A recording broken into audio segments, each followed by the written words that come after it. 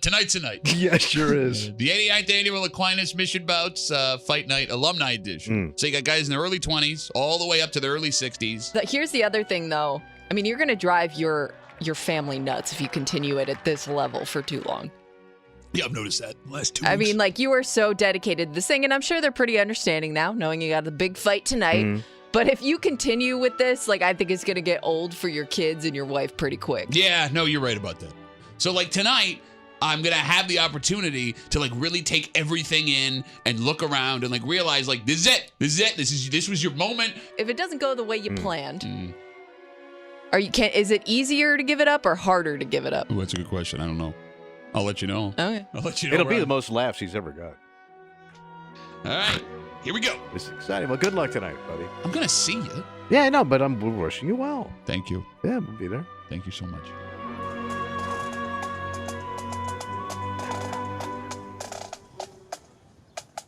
The day of was weird because I worked that morning. We did the break room, did the show, and I was calm and confident. And I got home and I took my nap after the show and I was calm and confident. And I got up and I got in the car and I drove to Aquinas and I got to the locker room and we put on all our stuff in the trunks and I was calm and confident. And the second that those bagpipers hit that first note and we walked down in the field, I was horrified that everything I had done for the last 4 months wasn't going to be enough, and there's people there in the stadium, and there's music playing, and all the pomp and circumstance, and not only am I nervous and I want to just get this done, I've got 3 hours now. I have to figure out what I'm going to do with myself.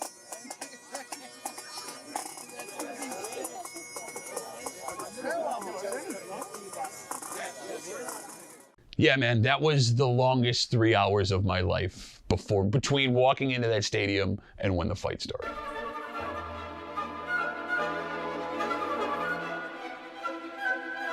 So I'm sitting on my phone working on the radio show, the Breakroom, and I get a text from a buddy of mine. He's like, "Did you see this?" And it's just a screenshot of Aquinas alumni boxers calling you back, something along the lines of informational meeting for alumni bouts. And I thought he was messing with me because this is a guy who I had told a couple of times, hey, wouldn't it be awesome if, wouldn't this be something if, this, that, and the other thing? And no, it was legit. And the second I saw it, it's an email, Coach Dom, the old coach from Aquinas, right? And the second I got it, I emailed him and I realized the meeting was April 1st, 2021.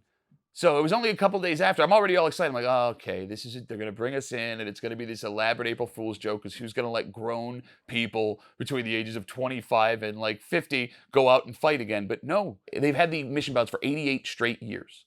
And this would be the 89th. Because of the COVID situation, Section 5 rules, they can't let the kids fight each other. But there's nothing that says adults can't fight each other. So to keep the streak going to 89 years and not miss a year in between, they're bringing everybody back, and they're going to put a ring outside on the football field under the lights on a Friday or a Saturday night in June, and we're going at it. My first reaction was I figured he was going to be in on it, but I didn't think he would commit this hard. Well, I realized my back was still killing me because I couldn't stop laughing because I couldn't believe he was going to do this at his age. It just seemed to be a little scary. Kimmy and Tommy think I'm an idiot. But there's going to come to a point because you're killing yourself right now. You're not eating. You're working out insanely. You're running every day. You're biking. There's going to come a point when you stop doing that, you go, oh, that sucked.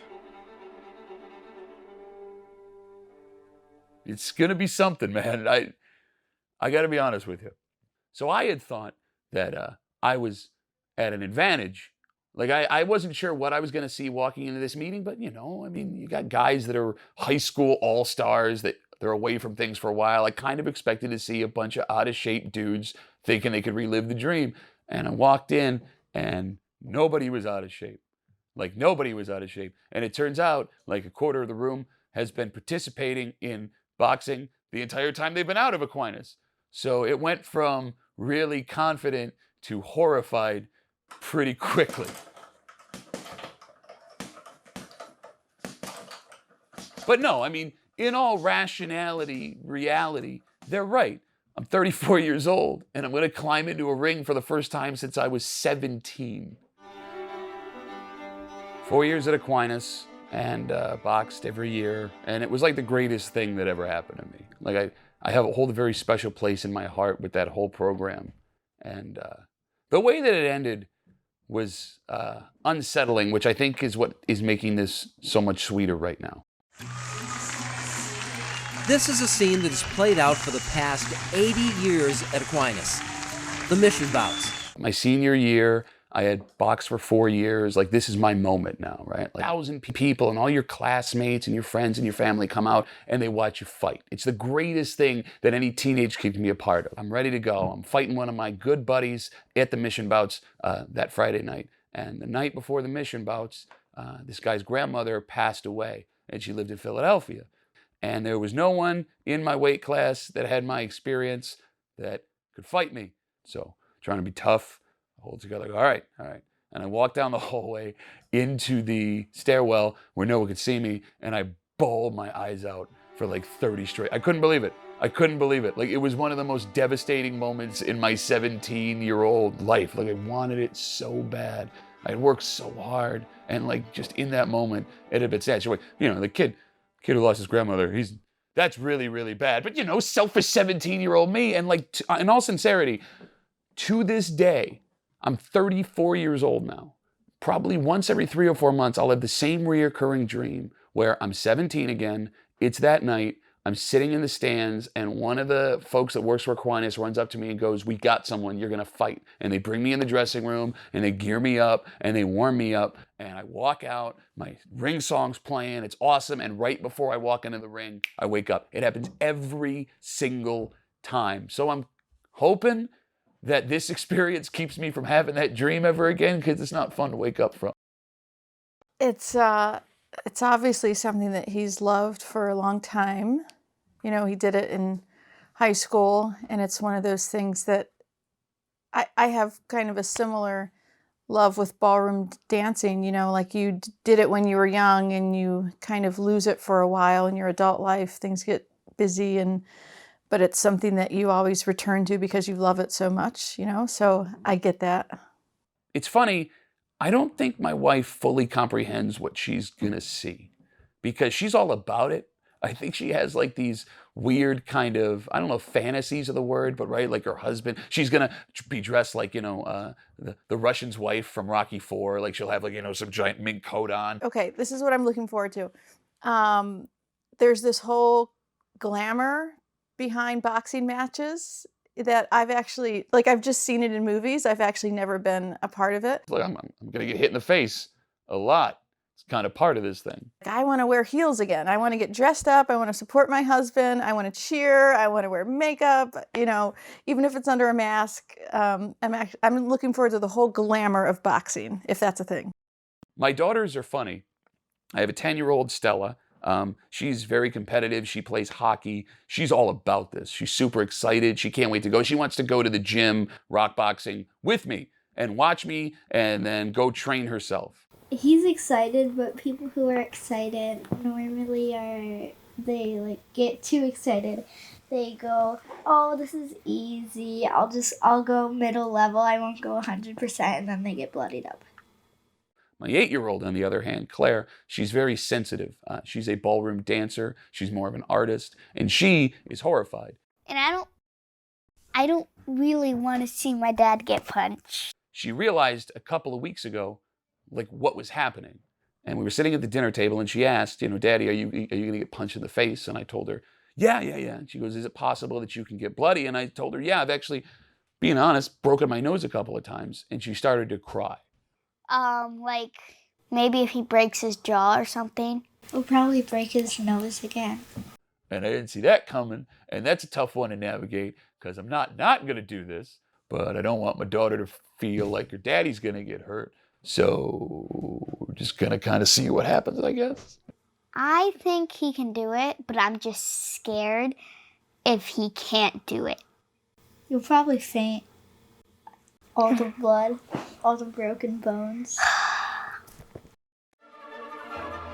So it's been 3 months of nonstop training out at Rock Boxing on Atlantic Avenue it was Monday, Tuesday, Thursday, Friday, Saturday, and then back again on Sunday. So 6 days a week with Wednesdays off. And I've noticed that my body doesn't really react the way that it did when I was a kid to working out. Like, first of all, like, I've been unbelievably sore, and the injuries started to pile up.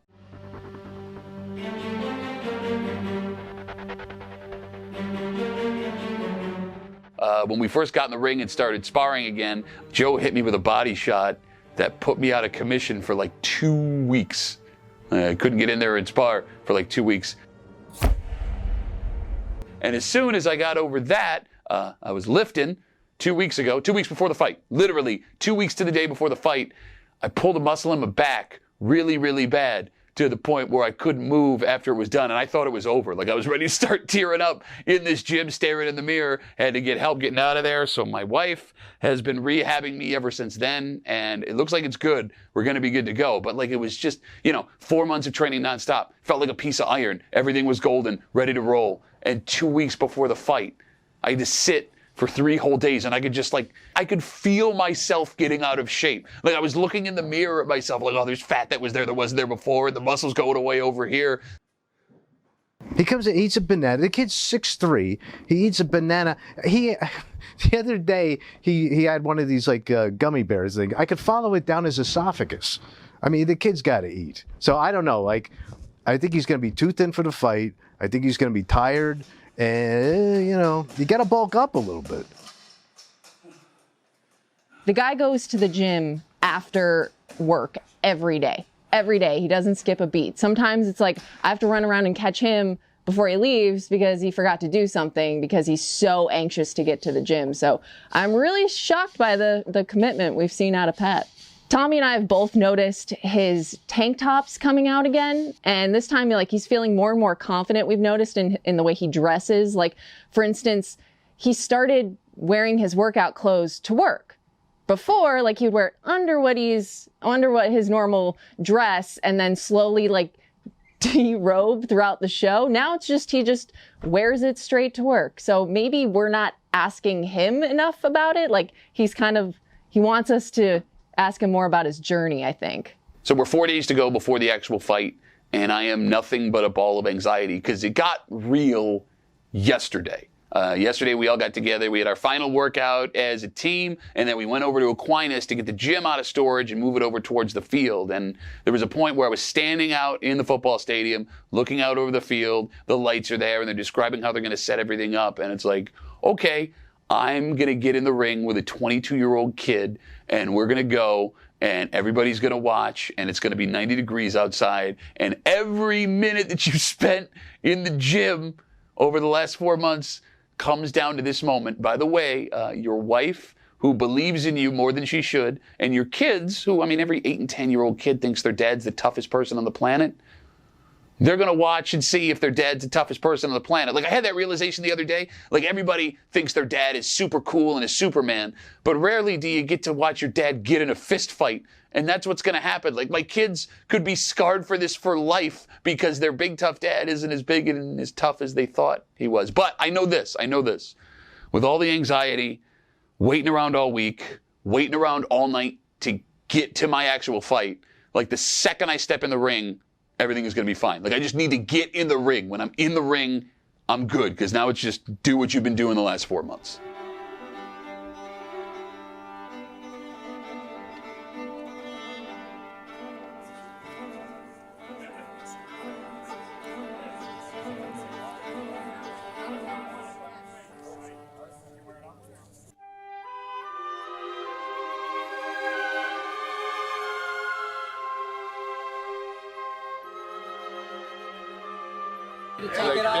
I will kick you as hard as I can in the side of the knee. I swear to God. Extend too far. It's more like the shin. Yeah, no, you're gonna be great. You're gonna be great, man. Brother, are those Lululemon? Very fancy. Yeah, are they? How'd you know? I got a wife.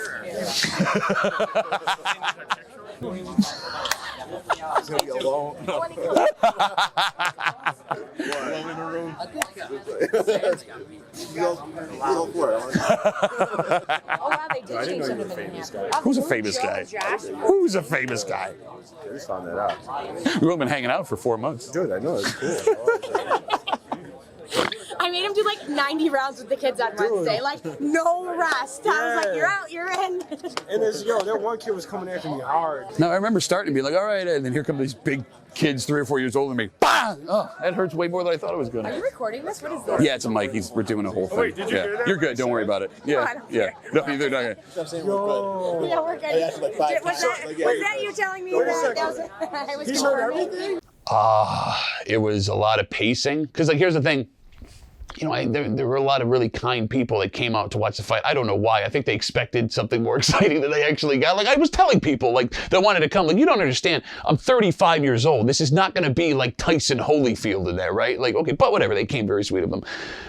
I was doing my best to avoid every single person in that place because I just wanted to stay in my headspace. I wanted to be able to focus on everything. I wanted to be able to get myself warmed up and not worry about it. I was also kind of nervous about watching the other fights because I was worried watching other people do what they were doing was going to affect the way I was going to approach this fight. Like, I had my plan and I wanted to do what I wanted to do. If it was up to me, I would have locked myself in that locker room and not talk to anybody until hour before fight time, start warming up and go. So I was pretty much able to accomplish that, minus a couple of handshakings and baby kissings. Yes, I'm excited. You watch out, you guys excited? Yeah. Are you going to the road? Yeah. Because not a road kind of guy. But it makes you look professional. Makes you look professional? Yeah. No, I'm just going to go out there and do my thing. Mommy's going to get mad. Oh, yeah, go see Mommy. Go find Mommy. So they do the fights. There's a couple of factors that go into how everyone's paired together. They factored in age, maybe not so much in mine. Weight, obviously, and boxing experience, how everybody look. Because, I mean, you know, folks that have been out of this game for 10, 15, 20, 25 years. Look, I was shocked with how fast I lost everything. I'll be honest, man. I walked in a little bit arrogant. Don't tell anybody that, I'll just walk in and I'll pick this stuff up. It'll be just like riding a bike. And it took weeks to get to a point where I feel comfortable. Like, I'm not even close to where I was when I was in high school when it comes to skill and reacting the way that I was able to before. I'm better at some things than I thought I would be, and some things were a huge eye-opener. Like, I'm moving better than I thought I was going to. The one thing that shocked me is my inability as I've gotten older to take a punch like I used to.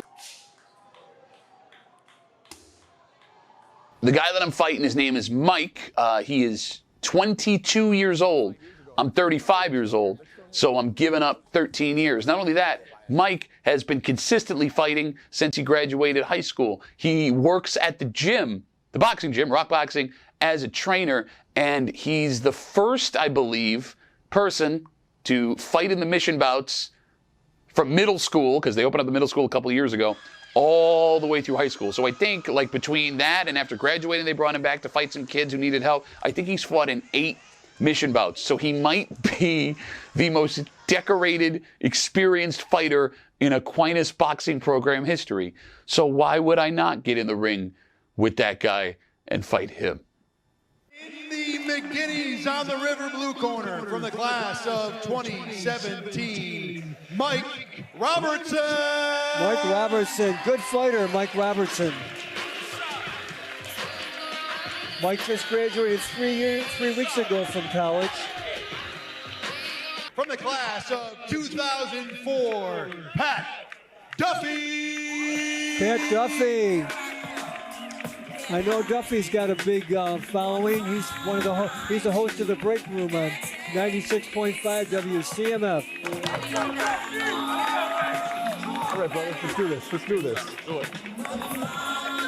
So I had a plan coming out of the corner that I had been formulating for about a week before the fight, because Mike there, I mean, he's a great fighter. He's long. I never fought anyone that long before. So I needed him to try and come to me, because I knew if I went to him, he was going to be able to move. So my plan was to push him to get him to react, because I knew he liked to counterpunch, and wear him down. I thought maybe that I might be in better shape than he is, and I needed him closer so I could make contact. Hey, Pat, stay loose, man. Stay loose. Get nice and loose. No, he's got some good bounce in his legs.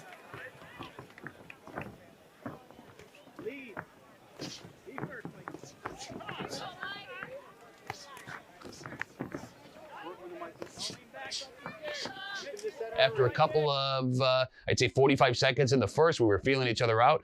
It started working a little bit. I was able to land a couple shots, had to take a couple to land a couple, but that was okay. And towards the end of the first round, things I thought were going my way really well. I landed 2 quality punches. I don't know if he was tired. I don't know if I phased him a little bit. I don't know if he was baiting me, but he backed down onto the ropes and I was able to go do my thing. And I was feeling pretty good. And I think, I don't know if arrogance is the right word, but I made a calculated mistake. This is his second fight of the night. Duffy hanging right with him though. Keeps his hands good. He's got some good combinations. There you go. Change levels. Change levels. Pat, come on. Come on, Pat. I was trying to land one solid left hook into his head to let him know, all right, I'm here, and if you come and keep doing this thing, this is what's going to happen. I was running out of time. I could feel the clock in my head that the round was coming to an end, and I also thought that if I landed that solid hook before the first round was over, that I might scare him, and he might not come at me again at the second round, which would have eliminated my entire plan for the rest of the fight. So I made the decision to take a couple of steps back with about 7 seconds left in the round, and then come back out and fight him in the second, because I was feeling pretty confident the way things went in the first round. And that was a terrible, terrible mistake on my part. You gotta keep the chin down, man. Keep the chin down. You're coming up with your chin up like this. Chin down. Don't square up. Don't square up and don't reach. You're gonna throw it. Don't throw up your front foot. You know, you don't reach out for him. Keep it balanced. Keep it paced nicely, okay? He hits and then he backs up like that. Don't chase out. Stays a strong base and don't square up. Second round, he came out. He made me pay for that last flurry I was able to get in him at the end of the first round. And that second round was not pretty, because he adjusted himself completely to what he was doing before. What he was doing in that second round was nothing like what he was doing in the first round.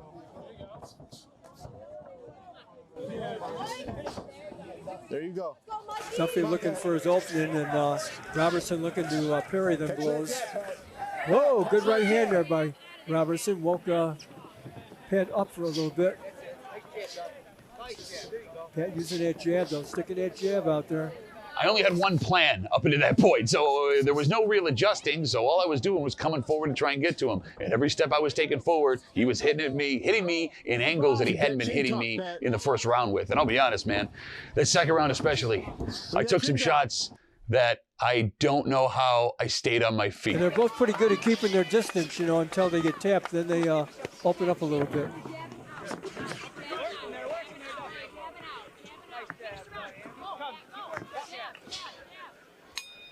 They clinch at the bell. One more round. Very impressive fight here between Pat Duffy of WCMF and Michael Robertson. Hold it. Out. Ready, one more time. In. Out. All right. Yeah. Don't come in straight too. Come in. You know, you do the good job when you're doing you're standing. You're doing that when you're moving in. Yeah. Here, jab, move in on a find an angle. Don't come straight in. You're just gonna run in right into that right hand every single time. Keep the chin down, please. Keep it down, man. When you're in the fight, you don't feel the pain, right? Like there's no physical pain that's coming from getting hit in the face, as you could probably see if you watch the fight, because I got hit in the face a lot. But your brain is like sending signals to your body that it should hurt, and that I'm going to stop working soon if you don't let this happen. Like you can feel it in your knees, you can feel it in the side of your head. Like the ring got a little wobbly there for a little while. Movement in there, okay? Don't just stand in front. Jab out, there you go. Jab off the ropes, Pat. Jab out. Don't just dance out of that. I managed to keep it up and stay on my feet and survive. It was more of a survival of the second round than it was anything else. Going into the corner, I knew, all right, we're just going to go fight. Like, plan is done. I'm just going to go out there and we're going to have a fight. And I think the third round was pretty even, too. I mean, all in all, when it was said and done, if I was a judge of that fight, having not watched the fight yet back again, I'd say he would have taken the decision. Bring that chin down, Pat. All right. Wait.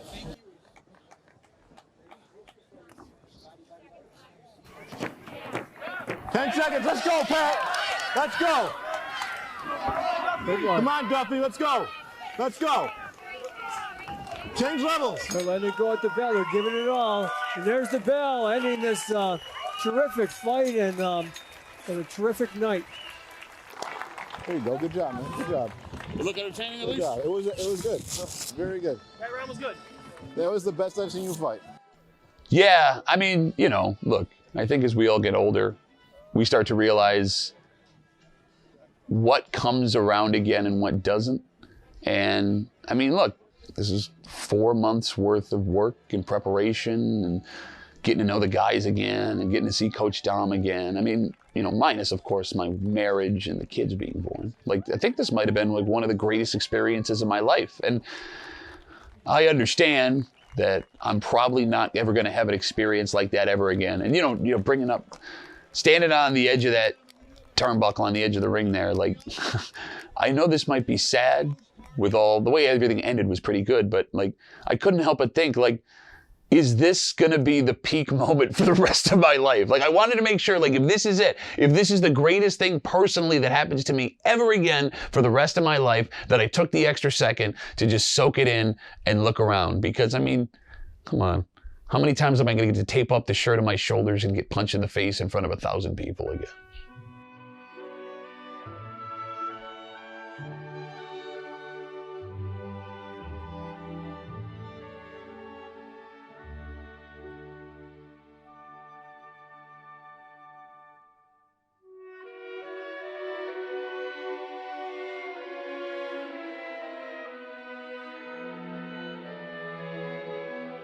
Hey, what up, brother? How you doing, man? You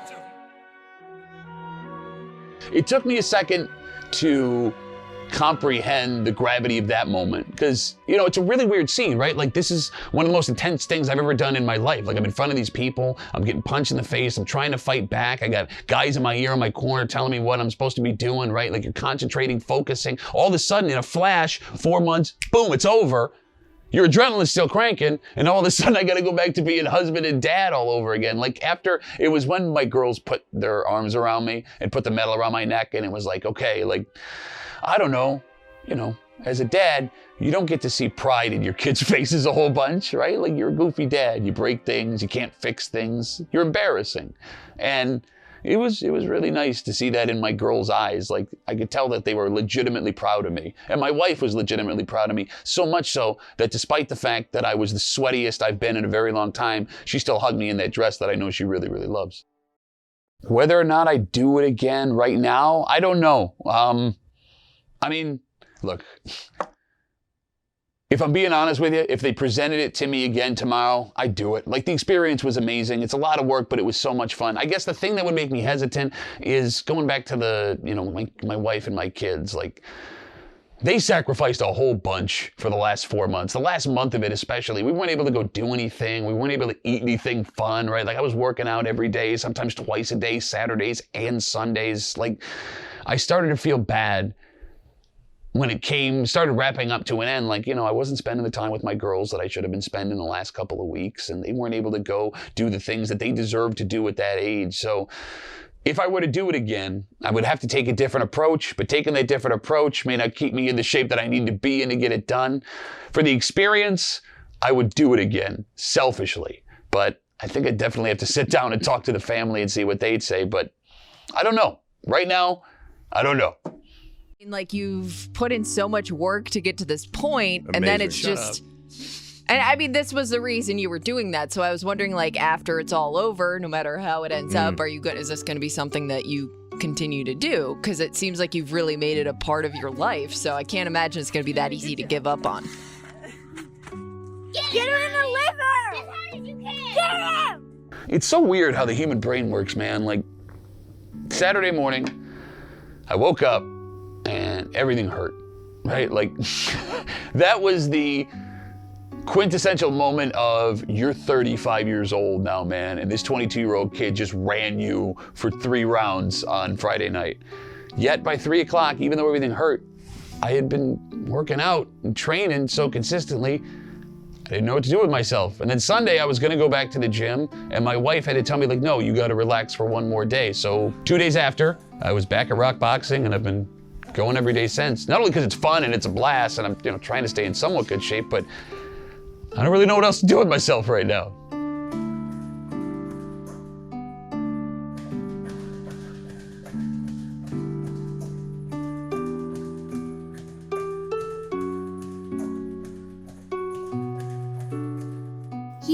He's pretty crappy at hockey, honestly. Stella. We won like 17-2 at the daddy-daughter game, and it was easy, honestly.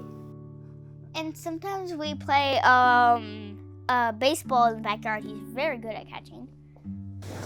I'd say he's better at throwing because he hit it over the house once and on the roof. Well, that wasn't throwing. That was batting. I know. We're really proud of Pat here. But maybe like once it's all over, it'll kind of be nice to going back to not hearing about the gym every day. I mean, this is a big event. It's, you know, it's one of the biggest events that Aquinas has during the year, and it's a historical event. So yeah, I'm definitely looking forward to it. It was like 3 years ago, all of a sudden, he started going to this salad bar out of the blue. Like, he was never a healthy eater. I watched this kid eat a whole platter of pork nachos in the middle of his show. I'm not talking about a radio show. He's eating. All of a sudden, he's going in for the salad. He has a crouton day. He has a cheat day. The next thing you know, the kid loses like 200 ugly pounds of flub. And he's been training. Listen, God bless him. For the last 4 months of this thing, he has been killing himself. He's emaciated. He's down to like supermodel weight. So, you know, he put in the time. And he's pretty strict with his cheat day, which is Sunday, but I don't even know. He might have like completely canceled out the cheat day these days. I think he eats healthy every day. He's kind of becoming Tommy Muley. Woke up Sunday morning, we went to the public market. I got a bologna supreme from Zimmerman's. That's fried bologna, meat sauce, a fried egg, sauteed onions, and bacon. Unbelievably good. Then we went down the street in the public market. We went to Juana Maria's Empanadas, got myself 2 breakfast empanadas with the Spanish ketchup on top. So yeah, I went and had a little bit to eat on Sunday. Oh, how we'll get through the show. Like Monday, we'll have Mike Catalana in. He's very good. I think he'll be very funny, and I think he'll be a perfect fit for the Breakroom moving forward. The all-new Breakroom. Like, over the weekend, like the greatest thing to happen was that fight. A very close second was eating that bologna supreme sandwich from Zimmerman's Public Market. It was so good. Let's go get one now. You want to get a bologna supreme? Oh, yeah. All right.